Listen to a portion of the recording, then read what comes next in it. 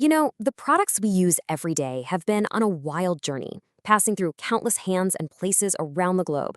But what happens when that journey causes real harm?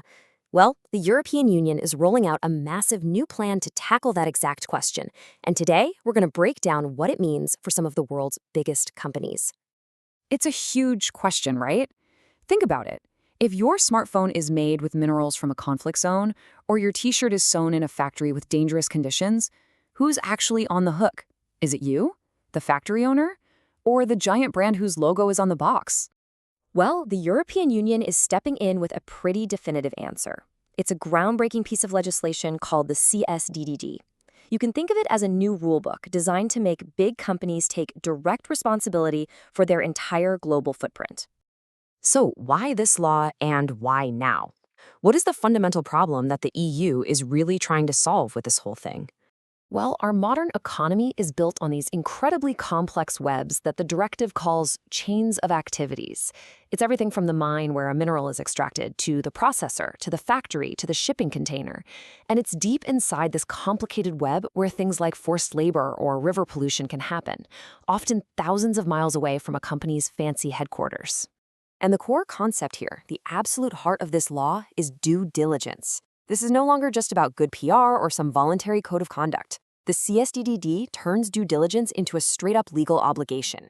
It's now a company's duty to actively look for problems, prevent them, and fix them, not just react after the damage is already done.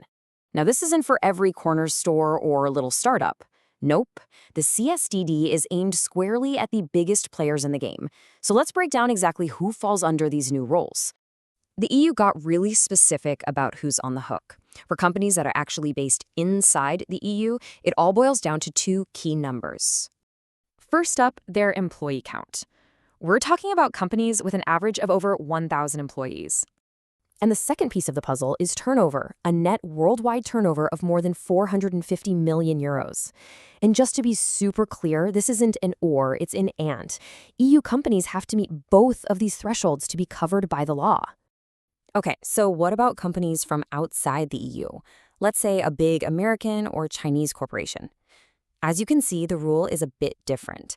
Their employee count doesn't matter. The only thing that matters is how much money they make within the EU. If they generate over 450 million euros in the EU market, boom, they have to play by these same rules. Okay, so if a company is in scope, what exactly do they have to do? Well, the directive lays out a very clear 6-step process. And this is so important to get. This is not a box-ticking exercise you do once a year. The whole idea behind the CSDD is that due diligence has to become part of the company's DNA. It's got to be integrated into its policies, its risk management, and its everyday decisions. So here's the whole cycle. It starts by integrating due diligence right into company policy. Then they have to identify the risks out there. After that, they have to act to prevent or stop those bad things from happening. And the final 3 steps close the loop. Monitor if their actions are actually working, communicate publicly about what they're doing, and finally, remediate, which is just a fancy word for fixing any harm that's already been done. So, what does preventing something actually look like in the real world?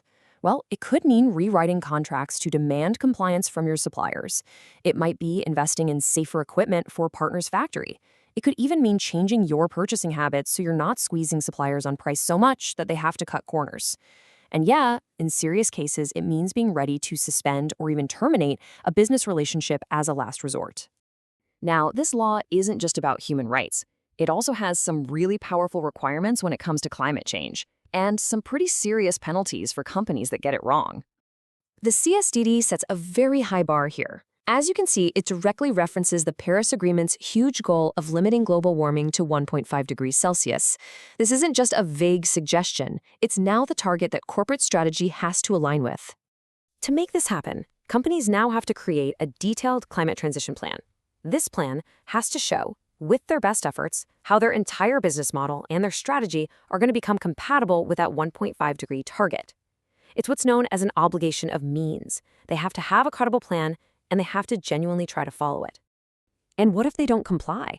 This is where the directive shows it has real teeth.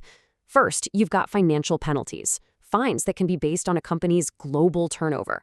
Second, authorities can issue public statements, basically naming and shaming companies that don't follow the rules. And maybe most importantly, victims can actually sue the company in European courts for damages if there was a failure in due diligence. This is a big question that always comes up. If these massive corporations are now responsible for their entire supply chain, does that just create a crushing burden for the small and medium-sized businesses, the SMEs, that supply them? It's a completely valid concern. You can just imagine being a small supplier and suddenly getting hit with a mountain of compliance checks from a huge corporate customer. But the people who wrote this directive actually anticipated this exact problem.